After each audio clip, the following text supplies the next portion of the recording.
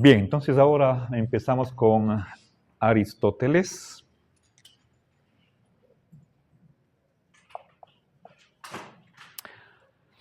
A ver, pero antes de empezar con este autor, quiero, referirme a el problema que va a ser abordado en este capítulo 3. A ver, está en una sección titulada Ser así, ser a secas. Está en el texto, pero no les envié como lectura. Veamos. A ver. Entonces, vamos, ser así y ser a secas.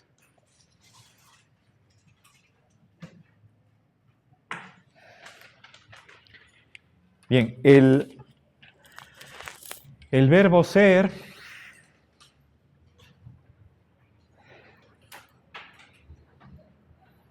tanto en griego como en español, seguramente en otros idiomas, en latín, por ejemplo, tiene dos ocurrencias.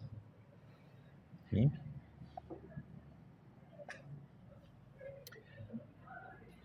A ver, puede tener un sentido copulativo y un sentido existencial. Bueno, hay un tercero que es el de identidad. Dejemos de lado eso. El copulativo es cuando el verbo ser está uniendo sujeto y atributo.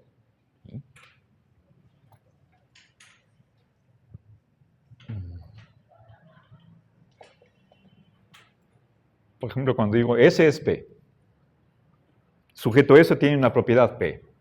En cambio, el existencial es cuando denota existencia. Es decir, cuando no está seguido de ningún atributo. ¿Sí?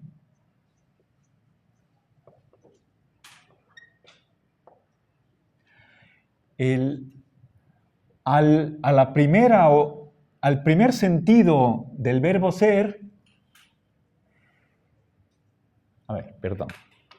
para expresar de modo más exacto. Aquello que expresa el ser cuando está en sentido copulativo es el ser así.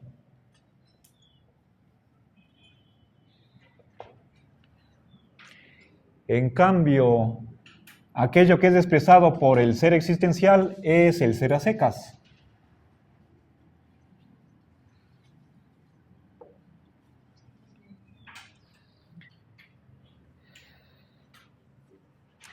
A ver, ejemplos del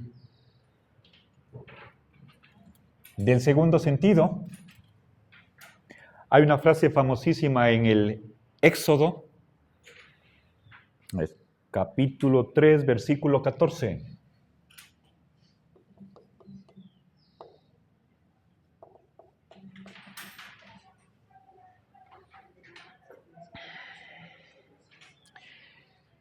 Que el contexto de este versículo es que Moisés está en el monte Sinaí y recibe las tablas de la ley de parte de Dios. Y una de las cosas que le pregunta Moisés a Dios es la siguiente: si es que el pueblo me pregunta, ¿quién eres tú? ¿Qué deberé responderle? Y Dios le dice, o Yahvé, diles que yo soy el que soy. ¿Sí?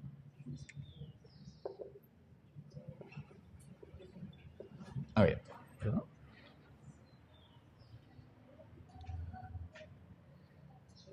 Soy el que soy. Bueno, el original está en hebreo. En latín se traduce ego sum qui sum.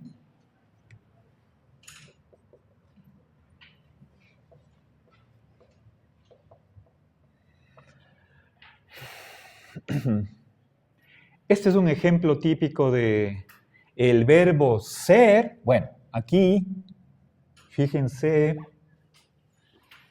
cómo entender este primer ser, ¿sí?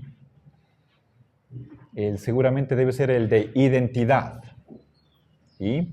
Y aquí, el que soy, esta segunda ocurrencia del verbo ser es existencial, porque no está seguido de ningún atributo.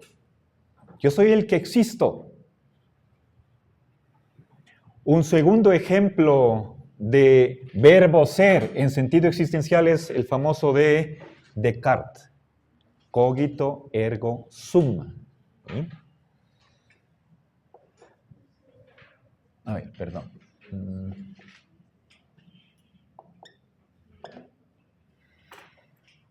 Cogito.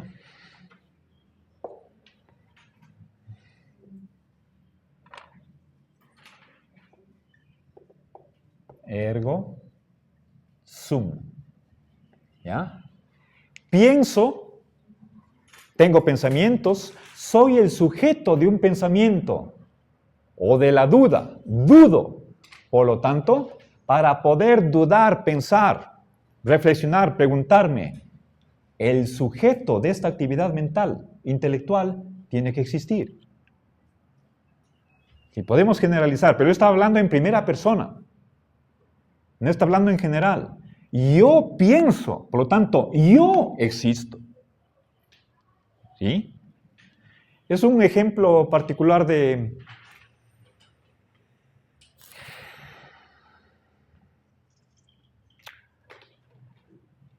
la generalización existencial. ¿Sí?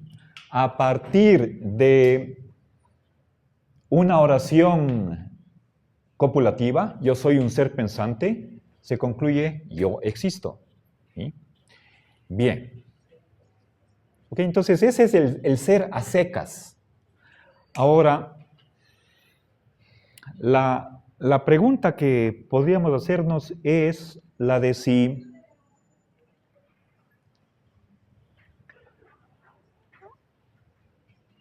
una verdad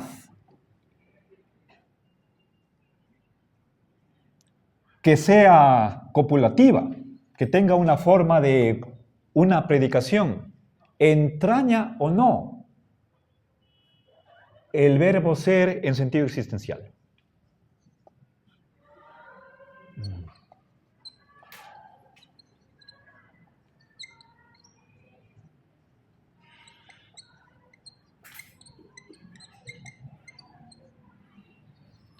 Si es que sí, entonces eso significaría que vale la generalización existencial.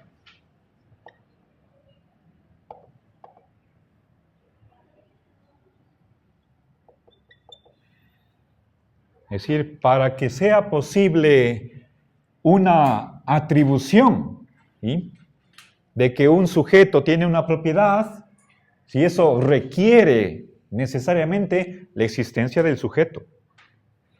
¿Sí? Recuerden esa analogía o la ilustración de la almohadilla y el alfiler. ¿Sí? Tengo aquí un sujeto, tengo aquí un predicado y están unidos ambos. ¿Cómo puedo pinchar este alfiler si no hay la almohadilla? ¿Cómo puedo atribuir una propiedad si no hay un sujeto? Y esto parece lógico, evidente, pero no todos los filósofos lo han visto así. Y ese es el caso de Aristóteles. ¿Sí? Bien, ahora la respuesta negativa se va a llamar el esencialismo. ¿Sí? ¿Okay? Es decir, independizar el ser así del ser a secas.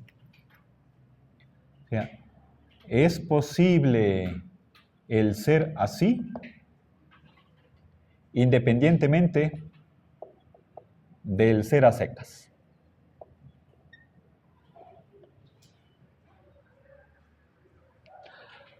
Algo puede tener la propiedad, una propiedad, aunque no exista. Pensemos, por ejemplo, en Pegaso. Es un caballo volador, pero no existe. Pegaso tiene la propiedad de ser caballo, la de ser volador. Y sin embargo, no es una entidad real. ¿Sí? Eso es un tipo de esencialismo. ¿Sí? Bien, ahora hay en realidad dos tipos de esencialismo. Veamos una distinción al interior de esta corriente. ¿Sí? Esencialismo óntico y esencialismo alético.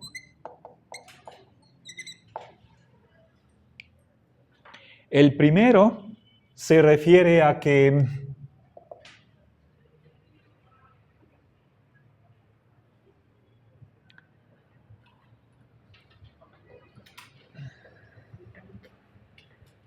hay un ser así. A ver, no quiero volver a repetir esta enunciación. ¿Sí? Hay entidades que no existen. ¿Sí?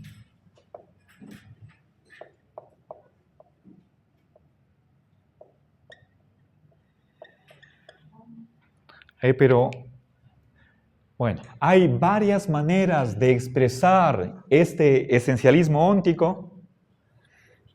Variaciones, eso depende de qué palabras emplee, se podría decir de varias maneras, pero sin ninguna intención de contradecirse. Los esencialistas no son dialécticos, en el sentido de aceptar la contradicción, como es el caso de Platón, sino el distinguir modos de ser. Aquí normalmente nosotros entendemos el verbo haber en sentido existencial, ¿sí? Estamos explotando el hecho de que hay dos verbos que en algo se diferencian, ¿sí? No se está diciendo propiamente que existe algo que no existe. ¿Sí? Se da, está en la realidad, pero sin existencia. Si quieren ustedes, pensemos en la distinción entre esencia y existencia. Pegaso tiene una esencia. Eso es un determinado tipo de ser así. Es caballo volador. Pero por más que tenga esa quiridad, esa naturaleza, eso no acarrea, no conlleva que tenga existencia. Y ese es el esencialismo óntico. ¿Sí? Pegaso tiene un tipo de ser, pero no tiene existencia, no es real. ¿Sí? En cambio, el segundo tipo de esencialismo nos dice que se dan verdades, o hay verdades,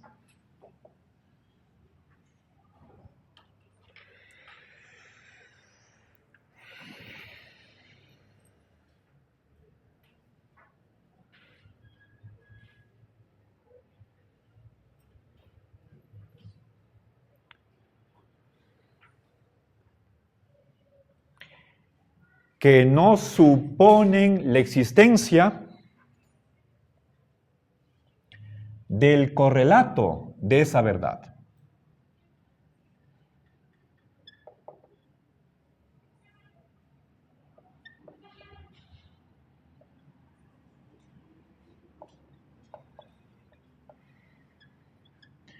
Es lo que vamos a empezar a ver con Aristóteles después del receso.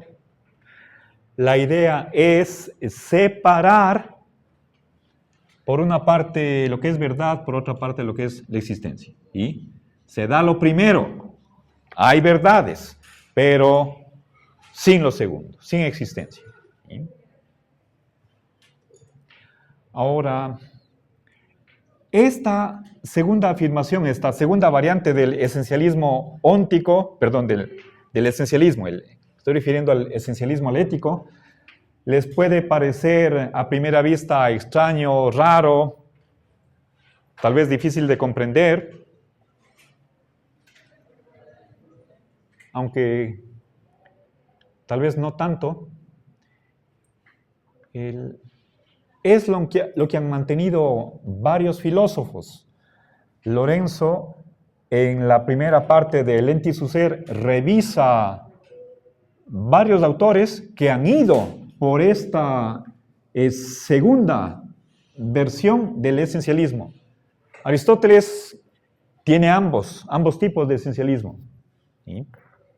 Los estoicos van por la segunda variante. ¿Sí?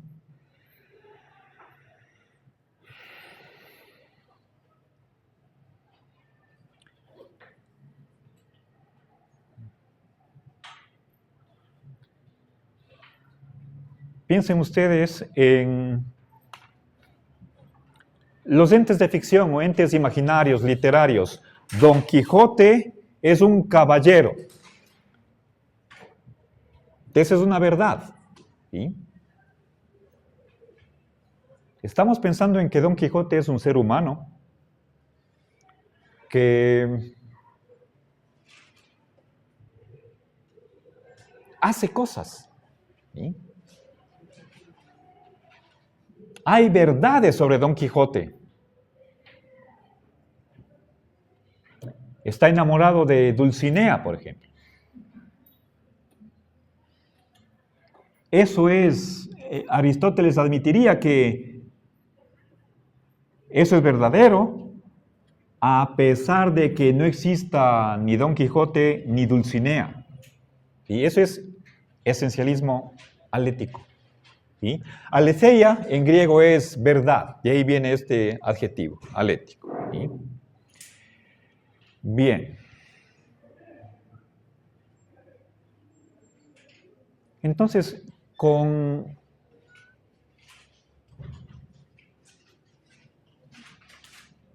el planteamiento de este problema y la distinción entre dos tipos de esencialismo, nos vamos a acercar a la metafísica de Aristóteles para ver cómo él aborda esta relación entre los dos tipos de ser, y el ser así y el ser a secas. Entonces, hagamos un receso.